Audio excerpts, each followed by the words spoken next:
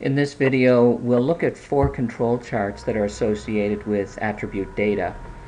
We'll look at a P chart, the NP chart, a C chart, and a U chart. Now notice there are 2 charts associated with defectives and 2 charts associated with defects. So let's look at the P chart first.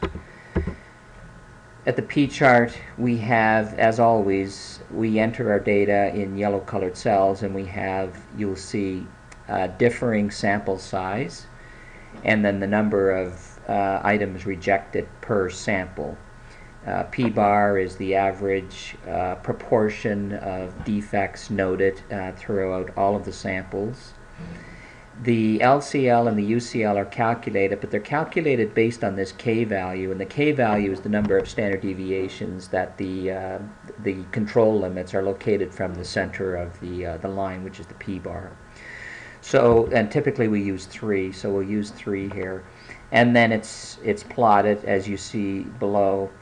And in this example, we've got, for example, test 1 has failed, and if we go look at test 1, it says that one or more of the points are either beyond zone A, and zone A is the 3 sigma level. So if we go back to the plot, we can see that in fact that one data point is outside of the control limits.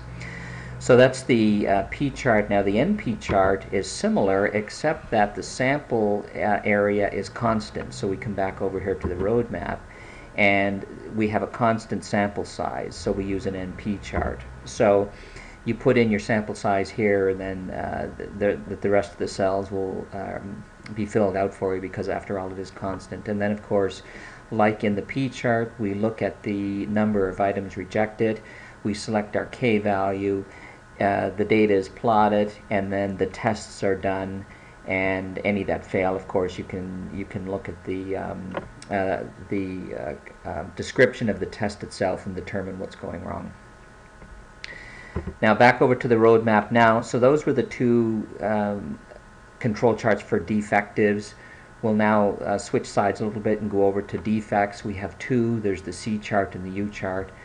And similar to, I'll start with the U chart actually. So similar to the P chart, we have where the number of opportunities differs from sample to sample perhaps, and then the number rejected. We select our K value, we get our plot, and this is why, because we have varying, in this case the number of opportunities varies, that's why you have a rather odd looking control limit.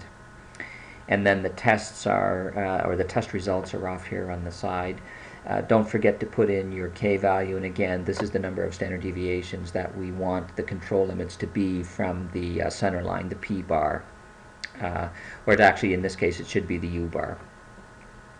Now if we look over at the C chart, it is similar to the NP chart in that the sample size is constant, and we record the number of items rejected, select our value of K, and then look at the plot and determine how many of those tests failed.